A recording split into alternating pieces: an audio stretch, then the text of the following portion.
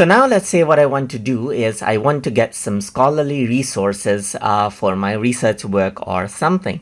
In that case, you can utilize Kimi as well. So to do that, you can simply go ahead and say, give me 5 scholarly resources on animation principles in MLA format right here, just like this.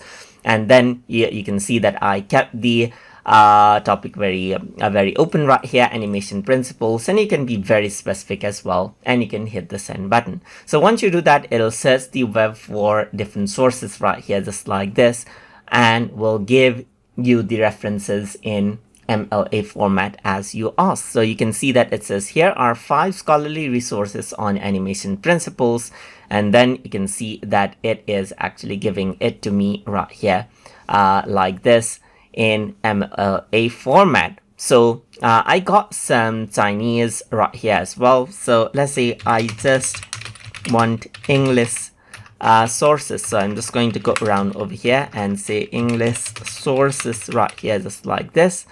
Let me just correct out the spelling of English and then hit on send.